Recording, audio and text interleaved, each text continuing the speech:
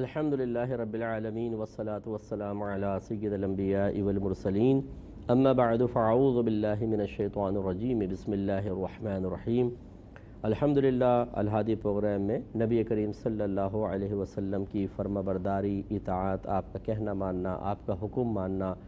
آپ کے احکام کی پیروی کرنا، یہ ہمارے موضوعات ہیں جن پر ہم کلام کر رہے ہیں،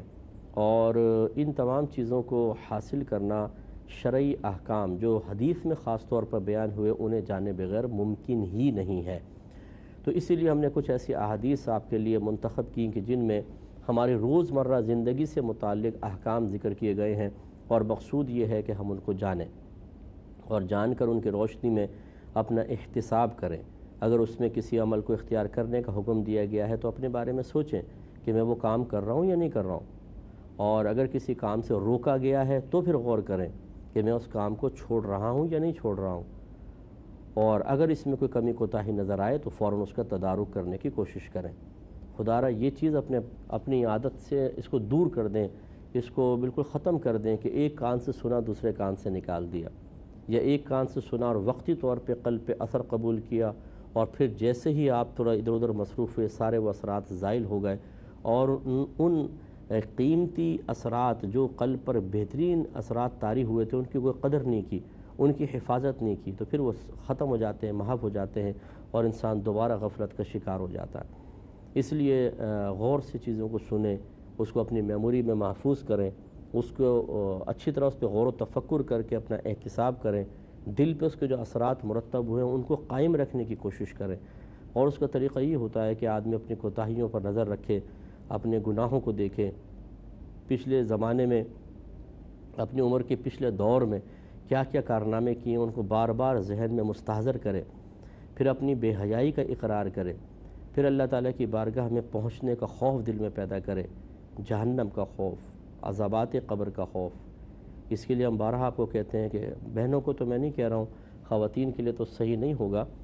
لیکن وہ دوسرے طریقے سے کر سکتی ہیں۔ پہلے مردوں کے لیے میں عرض کرتا ہوں کہ آپ کبھی کبھی تنہا قبرستان جائیں۔ آپ میں اگر ہمت ہو، بڑے بڑے نوجوان ہوتے ہیں نا، اگر میں یوں کر دوں گا، میں ان سے کہتا ہوں ذرا دوپہر سنسان دوپہر میں اکیلے قبرستان تو جا کر بتائیں، یہ رات کے 2-2:30 بجے جائیں آپ ذرا قبرستان، اور خصوصاً ایسے میں جہاں اندھیرا ہو، پھر میں دیکھتا ہوں آپ کی مردانگی کیسی ہے۔ تو جو شخص حالت جوانی میں طاقت بھی ہے، سب کچھ ہے، لیکن اور وہ مردے ہیں، وہ ہمارا کچھ بھی نہیں بگاڑ سکتے۔ یہ نہیں کہ قبر پھٹے گی، کوئی مردہ ہا کر کے نکل کے آپ کو پکڑ لے گا، ایسا کچھ بھی نہیں ہوگا۔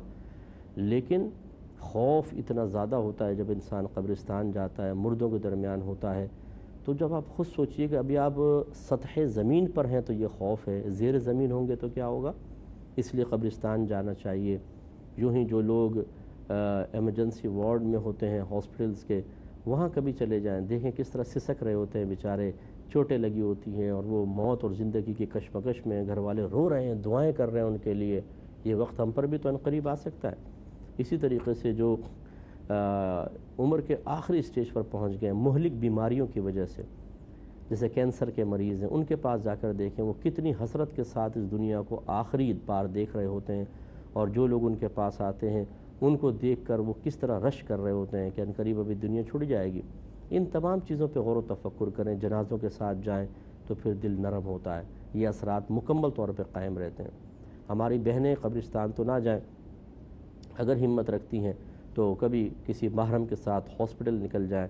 اور کچھ ایسی چیزیں دیکھ لیں، یا ویسے ہی مطلب کبھی قبرستان کے پاس سے گزر ہو تو محرم کے ساتھ، تو پھر ذرا قبروں کے پاس تھوڑی دیر کھڑے ہو کر ذرا عبرت ہی حاصل کر لیں، کیونکہ یہ خواتین زیادہ غافل ہوتی ہیں، یہ زیادہ قبرستان وغیرہ نہیں جاتی ہیں، جنازوں کے ساتھ جا نہیں سکتی ہیں۔ گھر میں موت کا ذکر ہو تو ان کو بڑی فکر پڑ جاتی ہے کہ شاید ہم کوئی مر تو نہیں جائے گا، تو موت کا ذکر ہی نہیں ہونے دیتی گھر کے اندر۔ ان میں نے خواتین میں غفلت مردوں کے مقابلے میں کافی زیادہ دیکھی ہے۔ تو بہنیں کوئی برا نہ مانے، وجہ وہی ہے کہ یہ ان امور کا سامنا زیادہ نہیں کرتی ہیں، اور اسی طریقے سے زیادہ علماء کے بیانات سننے کا موقع بھی نہیں ملتا ہے، تو یہ اس طرح غفلت زیادہ ہوتی ہے۔ ایسی بہنوں کو زیادہ غور و تفکر کرنا چاہیے۔ کم از کم آپ یہ تو کر سکتی ہیں کہ اگر آپ کے محلے میں کسی خاتون کا انتقال ہو تو اس کو غسل دیں، آپ جا کر اس کے مردہ بدن کو ہاتھ لگا کر تو دیکھیں، پھر آپ کو پتہ چلے گا کہ عنقریب آپ کا بھی یہ حشر ہونے والا ہے، تو پھر انسان جو ہے وہ عبرت حاصل کرتا ہے۔ اور فوراً سے پیشتر اپنے آپ کو اطاعت رسول کی طرف مکمل طور پہ مائل کرنے کی کوشش کرتا ہے، اور جو سنتا ہے وہ دل میں ٹھہرتا ہے، نکلتا نہیں ہے۔ اس بد عادت کو ہمیں ختم کرنے کی بہت زیادہ ضرورت ہے۔ تو ابھی جو بات چل رہی تھی وہ جھوٹی قسم کے بارے میں تھی، خصوصاً جھوٹی قسم کھا کر لوگوں کا مال دبا لینا۔ تو یہ جیسے ابھی پچھلی حدیث تھی بخاری کی کہ حضرت عبداللہ بن عمر رضی اللہ تعالیٰ عنہ کہتے ہیں کہ نبی کریم صلی اللہ علیہ وسلم نے ارشاد فرمایا کہ بڑے گناہ یہ ہیں: اللہ کے ساتھ شریک کرنا، ماں باپ کی نافرمانی کرنا، ناحق کسی جان کو قتل کر دینا، اور جھوٹی قسم کھانا۔ تو اس سے معلوم ہوا کہ دیکھیں، جھوٹی قسم کھانا، جبکہ انسان جانتا ہو کہ میں جھوٹی قسم کھا رہا ہوں، یہ گناہ کبیرہ ہے۔ میں نے یہ قید اس لیے لگائی کہ بعض اوقات انسان سچا اپنے آپ کو سمجھ کر قسم کھا رہا ہوتا ہے، لیکن وہ حقیقتاً جھوٹی قسم ہوتی ہے، اس میں گناہ نہیں ہوتا۔ مثال کے طور پہ آپ گھر میں بیٹھے تھے، والد صاحب بھی تھے، آپ گھر سے باہر نکلے تو آپ اس دروازے سے نکلے، والد صاحب دوسرے دروازے سے باہر چلے گئے، آپ کو تو نہیں پتہ، آپ تو ادھر سے نکل آئے۔ اب کسی نے پوچھا آپ کے والد صاحب کہاں ہیں؟ آپ نے کہا گھر میں۔ اس نے کہا قسم کھاؤ، آپ نے کہا خدا کی قسم گھر میں ہیں۔ اب جا کر دیکھا تو گھر میں نہیں ہے، پتہ چلا وہ تو جا چکے ہیں۔ تو یہ بھی تو ایک جھوٹی قسم ہوئی نا کہ والد صاحب تو گھر میں نہیں ہے، لیکن یہ آپ کے گمان کے مطابق بالکل صحیح تھی، سچی قسم تھی، تو اس میں کوئی وبال نہیں ہوتا ہے۔ جھوٹی قسم وہ قابل گرفت ہوتی ہے جس میں انسان جانتا ہے کہ میں جھوٹ بول رہا ہوں، اور پھر سامنے والے کو دھوکہ دینے کے لیے اللہ کے محترم نام کا ذکر کرتا ہے، قرآن کا ذکر کرتا ہے، اللہ کے صفاتی ناموں کا ذکر کرتا ہے، اور سامنے والا صرف اللہ کے احترام میں آپ کے جھوٹ کو قبول کر لیتا ہے۔ اس وجہ سے یہ گناہ کبیرہ ہے کہ آپ نے اللہ کے محترم نام کو ایک جھوٹ مسلط کرنے کے لیے، ایک جھوٹی بات کو سچ ثابت کرنے کے لیے استعمال کیا، اور یہ بہت بڑی بے ادبی کی بات ہے۔ اگر کوئی شخص آپ کا نام لے کر کسی سے پیسہ لے جائے کہ جی میں آپ ان فلاں کا دوست ہوں، اور وہ آپ کا نام سن کے کہ اچھا تم فلاں کے دوست ہو، چلو کوئی بات ہے، تو بڑا اچھا دوست ہے، لو بھی پیسے لے جاؤ، اور آپ کو پتہ چلے کہ کوئی آپ کا نام لے کر پیسے لے گیا ہے، تو سوچئے کسی تن بدن میں آگ لگے گی نہیں لگے گی؟ اور آپ اس شخص کو کہیں گے بھئی تمہیں ضرورت کیا تھی میرا نام سن کے، پہلے مجھ سے پوچھ تو لیتے، لیکن آپ کو دکھ اور تکلیف ہوگا، یار میرا نام لے کے پیسے لے گیا، میرا نام لے کے پیسے، میرا اعتماد خراب کر کے چلا گیا۔ تو اللہ تبارک و تعالیٰ، میں نے پہلے بتایا کہ اثرات قبول کرنے سے پاک ہے۔ ایسا نہیں ہے کہ آپ جھوٹی قسم کھائیں تو اللہ کو معاذ اللہ کوئی قلبی تکلیف ہوتی ہے، وہ قلب سے پاک و صاف ہے، وہ تکلیف اور اثر قبول کرنے سے پاک و صاف ہے،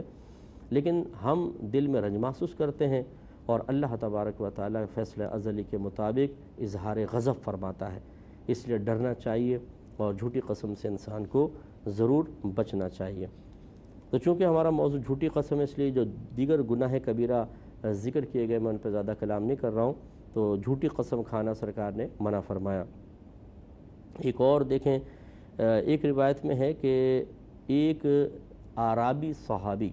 یہ جو دیہاتی صحابی ہوتے تھے ان کو اعرابی کہتے ہیں، ایک اعرابی صحابی نبی کریم صلی اللہ علیہ وسلم کی خدمت میں حاضر ہوئے اور عرض کی، یا رسول اللہ صلی اللہ علیہ وسلم، بڑے بڑے گناہ کون سے ہیں؟ یعنی گناہ کبیرہ کے بارے میں مجھے کچھ بتائیے۔ تو آپ نے ارشاد فرمایا اللہ تعالیٰ کے ساتھ شرک کرنا۔ اس نے پھر پوچھا کہ اس کے بعد کون سا، پھر کون سا؟ آپ نے فرمایا جھوٹی قسم۔ تو راوی کہتے ہیں کہ میں نے عرض کی کہ جھوٹی قسم کیا ہے؟ یعنی ان کا پوچھنے کا مقصد یہ تھا کہ جھوٹی قسم تو مختلف نوعیتوں کی ہوتی ہے، کبھی جان چھڑانے کے لیے جھوٹ بول دینا، کبھی کسی کو پھنسوانے کے لیے جھوٹ بول دینا، کبھی مال کھانے کے لیے جھوٹ بول دینا۔ تو یہاں پر جھوٹی قسم سے مراد کیا ہے؟ تو نبی کریم صلی اللہ علیہ وسلم نے فرمایا کہ جو کسی مسلمان آدمی کا مال لے لے، یعنی ایسی قسم کھا کر جس میں وہ جھوٹا ہو۔ تو مراد سرکار فرماتے ہیں کہ جو میری یہاں پر مراد ہے جھوٹی قسم سے وہ یہ ہے کہ جھوٹی قسم کھا کر کسی کا مال ہتھیا لینا، یہ جو قسم ہے یہ گناہ کبیرہ میں سے ہے۔ تو اب اگر آپ اوپر والی حدیث دیکھیں، اس میں بھی سرکار نے فرمایا تھا کہ جھوٹی قسم کھانا گناہ کبیرہ میں سے ہے، تو یہ اس کی توضیح تشریح اگر مان لی جائے، اگرچہ وہ مطلق ہے، میں پہلے بھی میں نے ذکر کیا تھا کہ مطلقاً جھوٹی قسم کے بارے میں ہے، لیکن اگر اس حدیث کو اس کی شرح تصور کر لیا جائے تو معلوم یہ ہوا کہ کبیرہ گناہ یہ ہے کہ انسان کسی کا مال کھانے کے لیے، دبانے کے لیے جھوٹی قسم کھا لے۔ تو اس لیے اس پر ہمیں بہت زیادہ غور و تفکر کرنا چاہیے، توجہ کرنی چاہیے کہ ذرا سا جھوٹ بول کر اگر ہم کسی کی جیب سے کچھ مال نکلوا لیتے ہیں تو یہ کوئی کمال نہیں ہے۔ بعض لوگ اس کو کمال سمجھتے ہیں، دکاندار کمال سمجھتا ہے، بعض حکیم بن کر بیٹھے ہوتے ہیں، جھوٹے قسم کے ہوتے ہیں، جعلی حکیم ہوتے ہیں، پنساریوں کی دکانیں کھولی اور اچھے حکیموں کا نام بدنام کر رہے ہوتے ہیں، بعض جعلی عامل ہوتے ہیں اچھے عاملوں کا نام بدنام کر رہے ہوتے ہیں، بعض پیر ہوتے ہیں جھوٹے پیر بیٹھ جاتے ہیں بن کر اچھے اور سلجھے ہوئے مشائخ کا نام بدنام کر رہے ہوتے ہیں جو واقعی صحیح پیر ہوتے ہیں، بعمل پیر ہوتے ہیں، اور یہ جھوٹی قسمیں کھا کر سب کو مطمئن کر کے ان کے مال اینٹ رہے ہوتے ہیں۔ یہ سب کے سب اس وعیدات میں گرفتار ہوں گے۔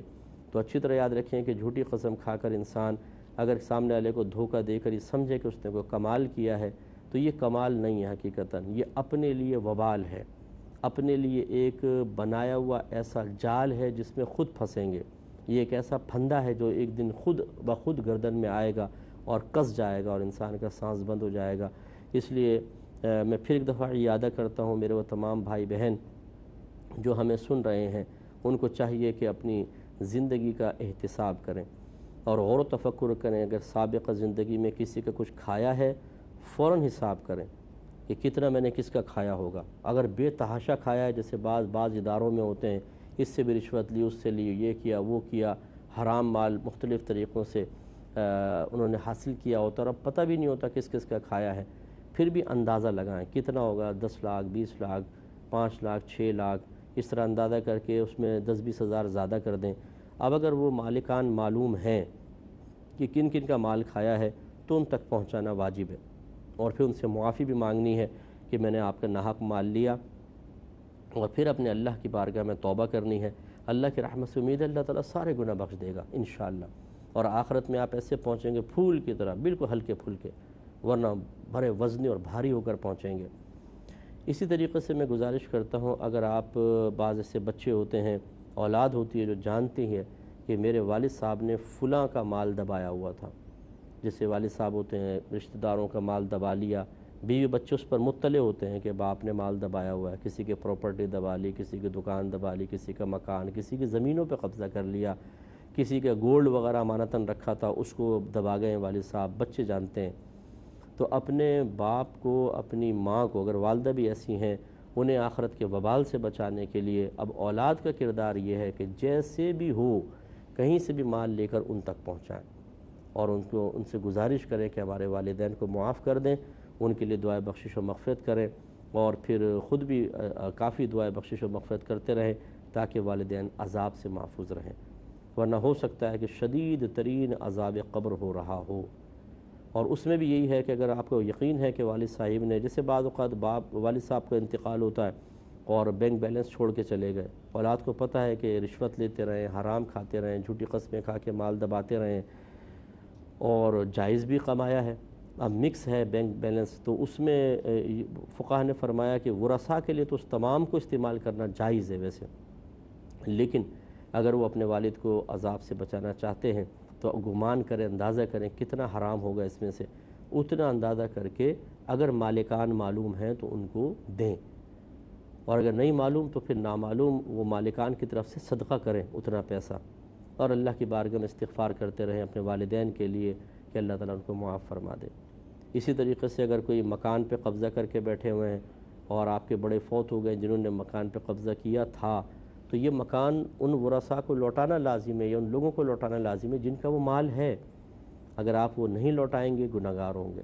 اسی طریقے سے اور چیزیں جو ہیں وہ امانت واپس کرنی ہوگی، تو اس لیے خود اپنا احتساب، پھر اپنے مرحومین کا احتساب، یا اگر کوئی آپ کے والدین وغیرہ حیات ہیں اور اب وہ اس قابل نہیں رہے کہ کسی کو کچھ دے سکیں، تو خدا را اپنے آرام کے لیے یہ یعنی خود غرض نہ بن جائے، سیلفش نہ بن جائے۔ اگر ایک شخص جانتا ہے کہ یہ دکان میرے فلاں رشتہ دار کی اور والد صاحب نے دھوکے سے قبضے میں لے لی تھی اور اب اس میں ہمارا کاروبار چل رہا ہے، تو میں نے اکثر یہ دیکھا ہے کیونکہ میرے پاس تو بہت کیسز آتے ہیں، اس لیے میں ان تمام چیزوں کو بہت قریب سے دیکھتا ہوں، تو بعض اوقات اولاد زبان سے نہیں کہتی لیکن عمل سے ظاہر کرتی ہے کہ ابا جان جہنم میں جاتے ہیں تو کل کے بجائے آج چلے جائیں، ہمیں پرواہ نہیں ہے، دکان نہیں جائے گی بابا، اس سے تو گھر بار چل رہا ہے، اس سے تو عیش چل رہے ہیں، ابا نے جو کارنامہ کیا تو خود بھگتے جا کر۔ یعنی اولاد اتنی خود غرض اور سیلفش ہو جاتی ہے کہ جس باپ نے انہی کے لیے، اس اولاد کے لیے، بیوی کے لیے حرام پر قبضہ کر لیا، حرام مال کمایا اور چیز کو حرام طریقے سے حاصل کیا، اولاد کہتی ہے جی کیا تو خود بھگتی ہے میدان معاشر میں، ہم تو نہیں چھوڑتے۔ لیکن اولاد اچھی طرح یاد رکھے کہ صرف باپ پہ وبال نہیں، اب جب آپ یہ جانتے ہیں کہ یہ چیز آپ کی نہیں ہے اور کسی کو آپ دے نہیں رہے تو پھر آپ بھی اس گناہ کے اندر شریک ہو رہے ہیں۔ اب اگر آپ یہ چاہتے ہیں کہ باپ بھی جائے جہنم میں اور اولاد بھی جائے جہنم میں تو پھر اپنے پاس قائم رکھیے گا، پھر یہ اولاد کو منتقل کر دیجیے گا، وہ اسے بھی بتا دیجیے گا کہ بھئی یہ کسی سے لیا ہے، وہ بیچارے بھی وبال بھگت رہے ہوں گے۔ اس لیے دیکھیں ہماری یہ باتیں ہو سکتا ہے کسی کو کڑوی محسوس ہوں، کیونکہ جب ہماری چوری پکڑی جاتی ہے یا کوئی مطلب غلطی کی نشاندہی کی جاتی ہے، وہ عیب جو ہماری ذات میں موجود ہے اس کا بیان ہوتا ہے تو ہمیں دل تنگ ہوتا محسوس ہوتا ہے، بعض اوقات غصے آنا لگ جاتا ہے، بعض اوقات دل میں ناپسندیدگی کے جذبات بیدار ہوتے ہیں، غبار سا اٹھتا ہے، دماغ تک پہنچ جاتا ہے، دماغ گھوم جاتا ہے ہمارا، اور ہم بعض اوقات تو سنتے نہیں ہیں، بند کر دیتے ہیں کیونکہ اطراف کے لوگ سن رہے ہوتے ہیں۔ اور جیسے اب بیوی کہتی رہی ہے دیکھو جی یہ حرام ہے، ایسا نہ کریں، کسی کا آپ نے مال دبایا ہوا ہے، ارے تجھے کیا پرواہ ہے، تو کھا کما تیرا بس، تو چھوڑ، یہ میں جانوں میرا رب جانے، یوں کر لیتے ہیں۔ اب جب اس قسم کا بیان چل رہا ہوتا ہے نا تو پھر وہ بیویاں سن کر دیکھتی ہیں شوہر کی طرف کہ بھئی دیکھو تمہارا کارنامے بیان ہو رہے ہیں، تمہارے مناقب بیان ہو رہے ہیں، تمہارے آخرت کے درجات کا ذکر ہو رہا ہے، تو اس وقت پھر وہ بڑا گلٹی فیل کرتا ہے اور وہ سوچتا ہے کہ نہیں یار یہ میری بیوی سن رہی ہے، تو شرمندگی ہوتی ہے تو اس کو فوراً چینج کر دیتا ہے۔ لیکن یہ کاش اس موقع پر یہ سوچے آدمی، تھوڑا سا آنکھیں بند کر کے اپنے نفس سے سوال کرے، نفس آج تو اس صحیح بات کو سننے کے لیے تیار نہیں ہو رہا، تجھے تکلیف ہونا شروع ہو گئی، کل جب میدان محشر میں اللہ تعالیٰ تجھے کھڑا کرے گا اور وہ شخص جس کا تو نے مال کھایا اسے بھی کھڑا کرے گا اور تجھ سے اس کا حساب و کتاب دلوایا جائے گا، اس وقت کی تکلیف تم کیسے برداشت کرو گے؟ تو پھر اندر سے نفس کیا جواب دیتا ہے ذرا دیکھیں۔ تو خلاصہ کلام یہ ہے کہ یہ بہت ہی سخت وبال ہے، اس سے ہمیں بچنے کی کوشش کرنی چاہیے، اللہ تعالیٰ ہم سب کو بچنے کی توفیق عطا فرمائے۔ اب ایک مطلقاً قسم کے بارے میں بخاری و مسلم کی روایت ہے، تھوڑا جھوٹی قسم سے ہٹ کر ہے لیکن ہے قسم کے بارے میں، حضرت عبد الرحمن بن سامورہ رضی اللہ تعالی عنہ سے روایت ہے کہ مجھ سے رسول اللہ صلی اللہ علیہ وسلم نے ارشاد فرمایا کہ جب آپ کسی کام پر حلف اٹھا لیں یعنی قسم کھا لیں تو پھر اس قسم کے پورا نہ کرنے کو بہتر سمجھیں تو وہ کام کرو جو بہتر ہے اور اپنی قسم کا کفارہ دے دیں۔ مراد یہ کہ اگر ہم کسی کام پہ قسم کھا لیتے ہیں، مثلا میں فلاں سے بات نہیں کروں گا، لیکن بہتری یہ ہے کہ بات کریں تو بات کریں اور قسم کا کفارہ دے دیں۔ زندگی رہی تو انشاءاللہ اس پر مزید کلام کریں گے۔ وآخر دعوانا